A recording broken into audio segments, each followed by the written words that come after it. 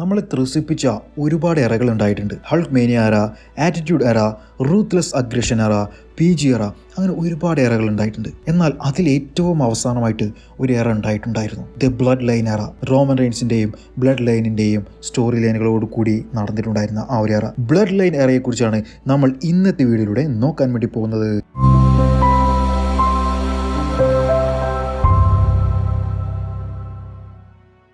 ഈ ഒരു കാര്യം പറയുമ്പോൾ എല്ലാവരുടെയും മനസ്സിലുണ്ടാകുന്ന ഒരു ചോദ്യം തന്നെയാണ്, ഈ റോമൻ റെയിൻസിന്റെ ചാമ്പ്യൻഷിപ്പ് കിട്ടിയിട്ടുണ്ടായിരുന്ന ആ ഒരു സമയം, അല്ലെങ്കിൽ റോമൻ റെയിൻസും ബ്ലഡ് ലൈനുമായിട്ട് സ്റ്റോറി ലൈൻ ഉണ്ടായിരുന്ന ആ ഒരു സമയം, ഇത് ഇത്രത്തോളം വലിയൊരു എറയാക്കാൻ മാത്രമുള്ള സമയമുണ്ടോ എന്നുള്ളത്. എന്നാൽ ആറ്റിറ്റ്യൂഡ് എറയേക്കാൾ കൂടുതൽ ദിവസം റോമൻ റെയിൻസ് WWE വേൾഡ് ചാമ്പ്യനായിട്ട് നിന്നിട്ടുണ്ട്. അതായത് ഈ ഒരു ബ്ലഡ് ലൈൻ എറയിലെ റോമൻ റെയിൻസിന്റെ ചാമ്പ്യൻഷിപ്പ് മാത്രമുണ്ട് ആറ്റിറ്റ്യൂഡ് എറയേക്കാൾ എത്രയോ കൂടുതൽ ദിവസങ്ങൾ.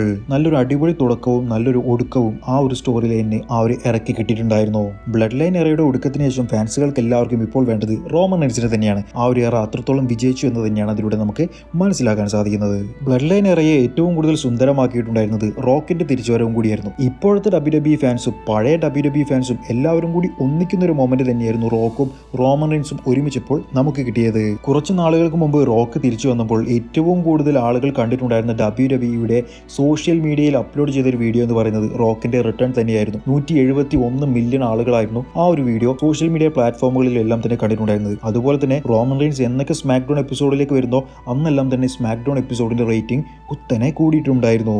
അതുമാത്രമല്ല, റോമൻ റെയിൻസോ റോക്കോ ആരെങ്കിലും അടുത്ത ആഴ്ച വരുന്നുണ്ടെന്ന് അറിഞ്ഞു കഴിഞ്ഞാൽ ആ സമയത്തുള്ള സ്റ്റേഡിയത്തിലെ മുഴുവൻ സീറ്റുകളും ബുക്ക്ഡ് ആയിരിക്കും. ഒരൊറ്റ ടിക്കറ്റ് പോലും കിട്ടാനുണ്ടായിരിക്കില്ല. റോമൻ റെയിൻസിന്റെയും റോക്കിന്റെയും കരിയർ എടുത്ത് പരിശോധിക്കുകയാണെന്നുണ്ടെങ്കിൽ രണ്ടുപേരുടെയും കരിയർ ഒരേ രീതിയിൽ തന്നെയായിരുന്നു പോയിട്ടുണ്ടായിരുന്നത്. രണ്ടുപേരും WWEയിലേക്ക് അല്ലെങ്കിൽ WWFിലേക്ക് വന്നിട്ടുണ്ടായിരുന്നത് ഒരു ഫേസ് ക്യാരക്ടർ ആയിട്ടായിരുന്നു, ഒരു ഹീറോ ആയിട്ടായിരുന്നു. അന്ന് ഫാൻസുകൾ എല്ലാവരും തന്നെ അവരെ കൂകി വിളിച്ച് പുറത്താക്കിയിട്ടുണ്ടായിരുന്നു. പക്ഷേ രണ്ടുപേരും എന്നാണോ ഹീൽ ക്യാരക്ടേഴ്സ് ആയിട്ടുണ്ടായിരുന്നത്, വില്ലന്മാരായിട്ടുണ്ടായിരുന്നത്, അന്ന് തുടങ്ങിയിട്ടുണ്ടായിരുന്നു അവരുടെ ശുക്രദശ. പണ്ട് റോക്ക് WWE വന്ന സമയത്ത് അദ്ദേഹം ഒരു ഹീറോ ക്യാരക്ടർ ആയിരുന്നു, നല്ലവനായിരുന്നു. ആ സമയത്ത് അദ്ദേഹത്തിനെ ഫാൻസുകൾക്ക് ആർക്കും തന്നെ ഇഷ്ടമല്ലായിരുന്നു. പിന്നീടായിരുന്നു അദ്ദേഹം നേഷൻ ഓഫ് ഡോമിനേഷൻ എന്ന് പറഞ്ഞിട്ടുണ്ടായിരുന്ന ഫാക്ഷനിലേക്ക് റോക്ക് ജോയിൻ ചെയ്തിട്ടുണ്ടായിരുന്നതും അദ്ദേഹത്തിന്റെ കരിയർ തന്നെ മാറിപ്പോയിട്ടുണ്ടായിരുന്നതും. ആ ഒരു സമയത്തായിരുന്നു തന്റെ കരിയറിലെ തന്നെ ഏറ്റവും മികച്ച പ്രോമോകൾ, അതായത് മൈക്കിലൂടെ പറയുന്ന കാര്യങ്ങളെല്ലാം തന്നെ റോക്ക് പുറത്തെടുത്തിട്ടുണ്ടായിരുന്നത്. ആ സമയത്ത് അവിടെ നിന്ന് സ്റ്റോൺ കോൾഡിനെതിരെയും ട്രിപ്പിൾ എച്ചിനെതിരെയും മാൻകൈൻഡിനെതിരെയും എല്ലാം തന്നെ നല്ല കിഡിലൻ ഫ്യൂഡുകൾ ചെയ്ത് വേൾഡ് ചാമ്പ്യൻഷിപ്പ് വരെ റോക്ക് കുറഞ്ഞ കാലം കൊണ്ട് വിജയിച്ചിട്ടുണ്ടായിരുന്നു. അതിനുശേഷമായിരുന്നു അദ്ദേഹം ഹോളിവുഡിലേക്ക് ചേക്കേറിയത്. അതുപോലെ തന്നെയാണ് റോമൻ റെയിൻസിന്റെയും കരിയർ ഉണ്ടായിരുന്നത്. റോമൻ റെയിൻസ് ആദ്യം ഷീൽഡ് എന്ന് പറഞ്ഞിട്ടുണ്ടായിരുന്ന ടീമിൽ വന്നു. അത് അത്യാവശ്യം നല്ലൊരു രീതിയിൽ തന്നെയായിരുന്നു പോയിട്ടുണ്ടായിരുന്നത്. പക്ഷെ അതെല്ലാം തന്നെ കഴിഞ്ഞ് പിന്നീട് റോമൻ റെയിൻസിന് കൊടുത്ത പുഷ് കണ്ടാൽ തന്നെ അറിയാം, WWE അല്ലെങ്കിൽ വിൻസ് മക്മാൻ പുതിയ ജോൺ സീനയെ കണ്ടെത്തിയ പോലെ തന്നെയായിരുന്നു നമുക്ക് ആ സമയത്ത് റോമൻ റെയിൻസിനെ കണ്ടപ്പോൾ തോന്നിയിട്ടുണ്ടായിരുന്നത്. അതായത് റോമൻ റെയിൻസിന് കൊടുത്തിട്ടുണ്ടായിരുന്ന പുഷ് കണ്ടപ്പോൾ തോന്നിയിട്ടുണ്ടായിരുന്നത്.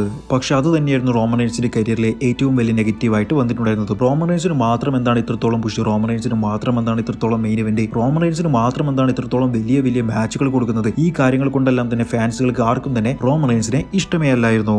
ഫേസ് ഓഫ് ദി കമ്പനി ആയി മാറണം എന്നുണ്ടെങ്കിൽ നല്ലൊരു പ്രോമോ കട്ട് ചെയ്യുന്ന ആളായിരിക്കണം, നന്നായിട്ട് പെർഫോം ചെയ്യുന്ന ആളായിരിക്കണം. റോമൻ റെയിൻസ് നന്നായിട്ട് പെർഫോം ചെയ്യും, പക്ഷെ അദ്ദേഹത്തിന്റെ ഫേസ് ആയിരിക്കുന്ന സമയത്തുള്ള പ്രോമോ വളരെയധികം മോശം തന്നെയായിരുന്നു.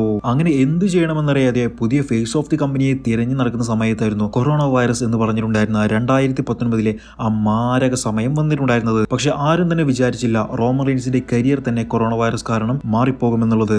അപ്പോൾ WWE മനസ്സിലാക്കി, ഒരിക്കലും ജോൺ സീനയുടെ ആ ഒരു ലെവലിലേക്ക് അല്ലെങ്കിൽ ജോൺ സീനയെ പോലെ ഒരു ഫേസ് ക്യാരക്ടറാക്കി കൊണ്ടുവന്നു കഴിഞ്ഞാൽ റോമൻ റെയിൻസിനെ ഒരിക്കലും പൊക്കിക്കൊണ്ടുവരാൻ കഴിയില്ല എന്നുള്ളത്. അതുകൊണ്ട് അങ്ങനെ WWE റോമൻ റെയിൻസിന് മറ്റൊരു ഫേസ് കൊടുത്തു, ദ ഹീൽ ഫേസ്. പിന്നീട് റോമൻ റെയിൻസ് തിരിച്ചു വന്നിട്ടുണ്ടായിരുന്നത് ട്രൈബൽ ചീഫ് എന്ന് പറഞ്ഞിട്ടുണ്ടായിരുന്ന ഹെഡ് ഓഫ് ദി ടേബിൾ എന്ന് പറഞ്ഞിട്ടുണ്ടായിരുന്ന ഒരു കിഡിലൻ ക്യാരക്ടറുമായിട്ടായിരുന്നു. അങ്ങനെ അദ്ദേഹം വന്നതിന് ശേഷം ഒരു രക്ഷയുമില്ലാത്ത മാച്ചുകൾ തന്നെയായിരുന്നു, ഒരു കിഡിലൻ സ്റ്റോറി ടെല്ലിംഗ് തന്നെയായിരുന്നു നടത്തിയിട്ടുണ്ടായിരുന്നത്. ആദ്യം തന്നെ ജെയോസോക്കെതിരെയും പിന്നീട് ഒരുപാട് റെസ്ലേഴ്സിനെതിരെയും റോമൻ റെയിൻസ് നന്നായിട്ട് മത്സരിക്കുകയുണ്ടായി. ജെയോസോക്കെതിരെ മത്സരിച്ച സമയത്ത് ജിമ്മി ഉസോയും ജെ ഉസോയും റോമൻ റെയിൻസും എല്ലാവരും കൂടി ചേർന്നുകൊണ്ട് അവരുടെ ഫാമിലിയെ കുറിച്ച് തന്നെ ഒരു കിഡിലൻ സ്റ്റോറി ലൈൻ ക്രിയേറ്റ് ചെയ്തിട്ടുണ്ടായിരുന്നു.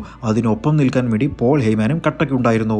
അങ്ങനെ റോമൻ റെയിൻസ് വർക്ക് ചെയ്യുന്നതിന്റെ ഇടയിൽ തോൽപ്പിച്ച റെസ്ലേഴ്സിന്റെ ലിസ്റ്റ് എടുത്തു കഴിഞ്ഞാൽ അതിൽ പുതുതായിട്ട് വരുന്ന സൂപ്പർ സ്റ്റാറുകളുമുണ്ട്, ലെജൻസും റോമൻസും ഉണ്ട്. ആ ലിസ്റ്റിലെ പ്രമുഖർ ആരൊക്കെയാണെന്ന് നോക്കുകയാണെങ്കിൽ Goldberg, Braun Strowman, Rey Mysterio, Demon Finn Balor, Edge, Daniel Bryan, Kevin Owens, John Cena, Logan Paul, Seth Rollins, Brock Lesnar എന്നിവരെല്ലാം തന്നെ ആ ലിസ്റ്റിലുള്ള പ്രമുഖർ തന്നെയാണ്. ഇനി ആരെയും തന്നെ താൻ തോൽപ്പിക്കാൻ ബാക്കിയില്ല എന്ന് പറഞ്ഞുകൊണ്ടായിരുന്നു റോമൻ റെയിൻസ് ഒരു പ്രോമോ തന്നെ ഇറക്കിയിട്ടുണ്ടായിരുന്നത്. ഹൾക്ക് ഹോഗന്റെ കാലം കഴിഞ്ഞതിന് ശേഷം പിന്നീട് ആരും തന്നെ ഇത്രത്തോളം വലിയൊരു ക്യാരക്ടറായിട്ട് മാറിയിട്ടില്ലായിരുന്നത് തന്നെയായിരുന്നു റെസ്ലിംഗ് ഒബ്സർവേഴ്സും പറഞ്ഞിട്ടുണ്ടായിരുന്നത്. ഇങ്ങനെ റോമൻ റെയിൻസ് ഓരോരുത്തരെയായിട്ട് തോൽപ്പിച്ചുകൊണ്ട് വരുന്ന സമയത്ത് കുറച്ച് ഫാൻസുകൾ റോമൻ റെയിൻസിന്റെ കൂടെയും കുറച്ച് പേർ റോമൻ റെയിൻസിന് എതിരായിട്ട് നിന്നിട്ടുണ്ടായിരുന്നു. പക്ഷെ കാലക്രമേണ ആ എതിരായിട്ട് നിന്നവർ വരെ റോമൻ റെയിൻസിന്റെ ഫാനായി മാറുകയായിരുന്നു. അണ്ടർടേക്കറിന്റെ സ്ട്രീക്ക് പോലെ ആരായിരിക്കും റോമൻ റെയിൻസിന്റെ ഈ ഒരു സ്ട്രീക്ക് തോൽപ്പിക്കുക, ആരായിരിക്കും റോമൻ റെയിൻസിന്റെ അൺഡിഫീറ്റഡ് സ്ട്രീക്ക് തോൽപ്പിച്ചുകൊണ്ട് വീണ്ടും ചാമ്പ്യൻ ആവുക എന്നുള്ളത് തന്നെയായിരുന്നു എല്ലാവരുടെയും മുൻപിൽ ഉണ്ടായിരുന്ന ഒരു ചോദ്യം. സെത്ത് റോളിൻസ് ആയിരിക്കുമോ, ഡീമൻ ഫിൻ ബാലർ ആയിരിക്കുമോ, ബ്രോക്ക് ലെസ്നർ ആയിരിക്കുമോ, അതോ ഇനി വേറെ ഏതെങ്കിലും പുതിയ സൂപ്പർ സ്റ്റാർ ആയിരിക്കുമോ? അത് തന്നെയായിരുന്നു എല്ലാവരും ചിന്തിച്ചുകൊണ്ടിരുന്നത്. അങ്ങനെ ബ്ലഡ് ലൈനിന്റെ സ്റ്റോറി ലൈൻ നല്ലതുപോലെ നടക്കുന്ന സമയത്തായിരുന്നു ബ്ലഡ് ലൈനിലേക്ക് പുതിയൊരു മെമ്പർ വന്നിട്ടുണ്ടായിരുന്നത്. മറ്റാരുമല്ല, സാമി സെയിൻ. ഈ സാമി സെയിന്റെ ആ സമയത്തുള്ള റൺ കണ്ടപ്പോൾ തന്നെ എല്ലാവരുടെയും മനസ്സിലേക്ക് ഓടിയിട്ടുണ്ടായിരുന്നത് ഒരേ ഒരു സൂപ്പർ സ്റ്റാർ തന്നെയായിരുന്നു, ഡാനിയൽ ബ്രയാൻ. ഡാനിയൽ ബ്രയാനി റെസ്ൽമേനിയ 30 കൊടുത്തതുപോലെയുള്ള ഒരു മൊമെന്റ് സാമി സെയിന് കൊടുക്കുമ്പോൾ റെസ്ൽമേനിയയിൽ സാമി സെയിൻ ആയിരിക്കുമോ റോമൻ റെയിൻസിനെ തോൽപ്പിക്കുന്ന ആ ഒരു വ്യക്തി എന്നുള്ളതെല്ലാം തന്നെയായിരുന്നു കൂടുതലും റൂമേഴ്സ് ആയിട്ടും അതുപോലെ തന്നെ ചോദ്യങ്ങളായിട്ടും കേട്ടിട്ടുണ്ടായിരുന്നത്. പക്ഷെ നമ്മൾ പ്രതീക്ഷിച്ചിരുന്ന സാമി സെയിന് പകരം ആ നറുക്ക് വീണിട്ടുണ്ടായിരുന്നത് കോഡി റോഡ്സിനായിരുന്നു.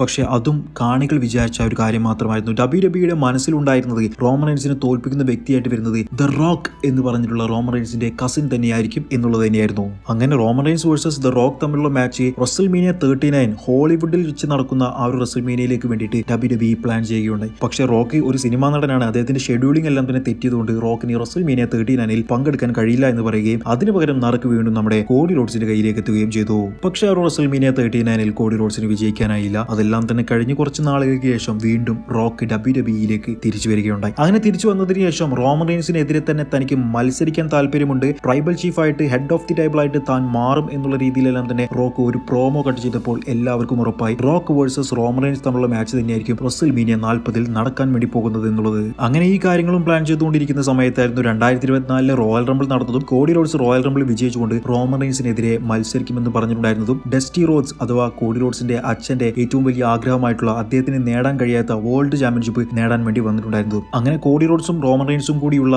ആ ഒരു മാച്ച് ഏകദേശം ഉറപ്പായ സമയത്ത് തന്നെയായിരുന്നു റോക്ക് വീണ്ടും ഇന്റർഫിയർ ചെയ്ത് വന്നുകൊണ്ട് അദ്ദേഹമായിരിക്കും റോമൻ റെയിൻസിനെതിരെ മത്സരിക്കാൻ വേണ്ടി പോകുന്നത് എന്നുള്ളത് അനൗൺസ് ചെയ്തത്. ഈ ഒരു സമയത്തായിരുന്നു WWE ഫാൻസിന്റെ യഥാർത്ഥ പൾസ് അറിഞ്ഞിട്ടുണ്ടായിരുന്നത്. WWE ഫാൻസിന് എല്ലാവർക്കും വേണ്ടത് Cody Rhodes versus Roman Reigns തമ്മിലുള്ള മാച്ചാണ്, ഒരിക്കലും റോമൻ റെയിൻസ് വേഴ്സസ് റോക്ക് തമ്മിലുള്ള മാച്ച് ആയിരുന്നില്ല. അവരെ എല്ലാവരെയും തന്നെ റോക്ക് തന്നെ ഒരു ഇന്റർവ്യൂവിൽ വന്നുകൊണ്ട് കോഡി ക്രൈ ബേബീസ്, കോഡി റോഡ്സിന് വേണ്ടി കരയുന്നവർ എന്നുള്ളതായിരുന്നു വിളിച്ചിട്ടുണ്ടായിരുന്നത്. അതുവരെ ഫാൻസുകൾക്ക് എല്ലാവർക്കും ഫേവറേറ്റ് ആയിട്ടുണ്ടായിരുന്ന റോക്കിനെ വരെ ഫാൻസിനെതിരെ തിരിപ്പിക്കുന്ന ഒരു ഹീൽ ക്യാരക്ടറായിട്ട് മാറ്റിയിട്ടുണ്ടായിരുന്ന ഒരു വമ്പൻ സ്റ്റോറി ലൈൻ്റെ തുടക്കം തന്നെയായിരുന്നു അവിടെ നമ്മൾ കണ്ടത്. ഒരുപാട് നാളുകളായി നമ്മൾ മിസ് ചെയ്തിട്ടുണ്ടായിരുന്ന ആ ഒരു പഴയ ഹീൽ ക്യാരക്ടർ ദ ബോസ് റോക്കിനെയായിരുന്നു നമ്മൾ പിന്നീട് WWEയിൽ സാക്ഷ്യം വഹിച്ചത്. പിന്നീട് റോക്കും കോഡി റോഡ്സും കൂടി ആ ഒരു സ്റ്റോറി മെനഞ്ഞ് ഒരു രക്ഷയുമില്ലാത്ത ലെവലിലേക്കായിരുന്നു റെസ്ൽമേനിയ 40 കൊണ്ടെത്തിച്ചത്. അങ്ങനെ റെസ്ൽമേനിയക്ക് മുൻപേ നടന്നിട്ടുണ്ടായിരുന്ന റോ എപ്പിസോഡിൽ റോക്ക് വന്നുകൊണ്ട് കോഡി റോഡ്സിനെ അറ്റാക്ക് ചെയ്യുന്നതും കോഡി റോഡ്സിന്റെ തല പൊട്ടി ചോര ഒഴുകുന്നതെല്ലാം തന്നെ കണ്ടു. അതോടുകൂടി എല്ലാവരും ഉറപ്പിച്ചു റോക്ക് വില്ലനായി. അതോടുകൂടി ആറ്റിറ്റ്യൂഡ് എറയുടെ 2ാം ഭാഗമായിരിക്കും ഇനി നടക്കാൻ വേണ്ടി പോകുന്നത് എന്നുള്ളത്. അങ്ങനെയായിരുന്നു റെസ്ൽമേനിയ 40 എല്ലാവരും കാത്തിരുന്നിട്ടുണ്ടായിരുന്ന, ഏറ്റവും കൂടുതൽ പേർ കാത്തിരുന്നിട്ടുണ്ടായിരുന്ന ടാഗ് ടീം മാച്ച് നടന്നിട്ടുണ്ടായിരുന്നത്. കോഡി റോഡ്സും സെത്ത് റോളിൻസും ടീമായി കൊണ്ട് റോമൻ റെയിൻസിനെതിരെയും റോക്കിനെതിരെയും മത്സരിച്ചിട്ടുണ്ടായിരുന്ന ആ ഒരു മത്സരം ഇതെങ്ങനെയാണ് ഇത്രത്തോളം ഫേമസ് ആവുന്നതെന്ന് നിങ്ങൾക്കറിയാമോ? മറ്റൊരു രീതിയിലുമല്ല. WWE സാധാരണ രീതിയിൽ ഒരു സ്റ്റോറി ലൈൻ ചെയ്യുകയാണെങ്കിൽ അല്ലെങ്കിൽ ഒരു ഫ്യൂഡ് ചെയ്യുകയാണെങ്കിൽ ഒന്നെങ്കിൽ റോ എപ്പിസോഡിലൂടെ ആ ഫ്യൂഡ് ചെയ്ത് ഏറ്റവും അവസാനം റെസ്ൽമേനിയയിൽ അവസാനിക്കും. അതല്ല എന്നുണ്ടെങ്കിൽ സ്മാക്ഡൗൺ എപ്പിസോഡിൽ ആ ഒരു ഫ്യൂഡ് ചെയ്ത് ഏറ്റവും അവസാനം റെസ്ൽമേനിയയിൽ അവസാനിക്കും. എന്നാൽ ഇവരുടെ സ്റ്റോറി ലൈൻ, റോക്കിന്റെയും റോമൻ റെയിൻസിന്റെയും കോഡി റോഡ്സിന്റെയും സെത്ത് റോളിൻസിന്റെയും സ്റ്റോറി ലൈൻ ചെയ്തിട്ടുണ്ടായിരുന്നത് എല്ലാവിധ പ്ലാറ്റ്ഫോമുകളിലും കൂടിയായിരുന്നു. റോക്കാണെങ്കിൽ സോഷ്യൽ മീഡിയയിൽ കൂടി ആ ഒരു മാച്ച് പ്രൊമോട്ട് ചെയ്തിട്ടുണ്ടായിരുന്നു. ഈ സമയത്തെല്ലാം തന്നെ ഇവരുടെ സ്റ്റോറി ലൈൻ ബിൽഡ് ചെയ്യാൻ വേണ്ടി ഏറ്റവും കൂടുതൽ ഹെൽപ്പ് ചെയ്തത് ആരാണെന്ന് നിങ്ങൾക്കറിയാമോ? മറ്റാരുമല്ല, റോമൻ റെയിൻസിന്റെ വലം കൈ ആയിട്ടുള്ള നമ്മുടെ സ്വന്തം വൈസ് മാൻ ആയിട്ടുള്ള പോൾ ഹേമൻ ആയിരുന്നു. പോൾ ഹേമൻ എന്തുകൊണ്ടാണ് ഇത്രത്തോളം പ്രൊമോട്ട് ചെയ്തിട്ടുണ്ടായിരുന്നത്,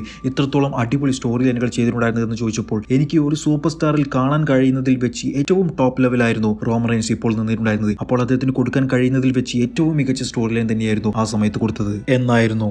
ഇപ്പോൾ WWE ഫാൻസ് ആറ്റിറ്റ്യൂഡ് എറയും റൂത്ത്ലെസ് അഗ്രഷൻ എറയും ഓർമ്മിച്ച് വെക്കുന്നത് പോലെ ഒരു കാലത്ത് ബ്ലഡ് ലൈൻ എറയും ഓർമ്മിച്ച് വെക്കുമെന്നുള്ള കാര്യം 100% ഉറപ്പ് തന്നെയാണ്. ഈ ഒരു ബ്ലഡ് ലൈൻ എറയിലൂടെ നമുക്ക് മനസ്സിലാക്കാൻ സാധിക്കുന്നത്, അല്ലെങ്കിൽ ഫാൻസിന് മനസ്സിലാക്കാൻ സാധിക്കുന്നത്, അല്ലെങ്കിൽ WWEക്ക് മനസ്സിലാക്കാൻ സാധിക്കുന്ന ഒരേ ഒരു കാര്യം എന്താണെന്ന് അറിയാമോ? ചെറിയ സ്റ്റോറി ലൈനുകൾ അല്ലെങ്കിൽ സ്റ്റോറി ടെല്ലിംഗ് നടത്തുന്നതിന് പകരമായിട്ട് ഏതെങ്കിലും ഒരു സ്പെസിഫിക് ക്യാരക്ടർ വെച്ചിട്ട് ഒരുപാട് നാളത്തേക്കുള്ള സ്റ്റോറി ടെല്ലിംഗ് നടത്തുക. അത് തന്നെയാണ് ഫാൻസിനും ഏറ്റവും കൂടുതൽ താല്പര്യമുള്ളത്. അതിന്റെ ഏറ്റവും പ്രധാനപ്പെട്ട ഉദാഹരണം തന്നെയാണ് നമ്മുടെ സ്വന്തം അണ്ടർടേക്കർ, അതുപോലെ തന്നെ നെക്സസ്, അതുപോലെ തന്നെ ഷീൽഡ്, അങ്ങനെയുള്ള ഒരുപാട് സ്റ്റോറി ലൈനുകളെല്ലാം തന്നെ അതിന്റെ ഉദാഹരണം തന്നെയാണ്. അപ്പോൾ ഈ ഒരു ബ്ലഡ് ലൈൻ എറയിൽ നിങ്ങൾ ഏറ്റവും കൂടുതൽ ഇഷ്ടപ്പെട്ട് കണ്ട അല്ലെങ്കിൽ ത്രസിപ്പിച്ചിട്ടുണ്ടായിരുന്ന ഒരു മൊമെന്റ് ഏതായിരുന്നു? എന്നെ ഏറ്റവും കൂടുതൽ ഇഷ്ടപ്പെടുത്തിയിട്ടുണ്ടായിരുന്ന ഒരു മൊമെന്റ് എന്ന് പറഞ്ഞാൽ മണി ഇൻ ദ ബാങ്കിൽ ജോൺ സീനയുടെ ഒരു തിരിച്ചുവരവുണ്ടായിരുന്നു ബ്ലഡ് ലൈനിനെതിരെ. അതൊരു കിഡിലൻ മൊമെന്റ് തന്നെയായിരുന്നു. എന്റെ രോമാഞ്ച കഞ്ചുകമായിട്ടുണ്ടായിരുന്ന മൊമെന്റ് ആയിരുന്നു. നിങ്ങളുടെ ഇഷ്ടപ്പെട്ട മൊമെന്റ് ഏതാണെന്നുള്ളത് വീഡിയോയുടെ താഴെ കമന്റ് ചെയ്യുമെന്ന് പ്രതീക്ഷിക്കുന്നു. നിങ്ങൾക്ക് വീഡിയോ ഇഷ്ടപ്പെട്ടാൽ ലൈക്ക് ചെയ്യുക. Thank you for watching my video.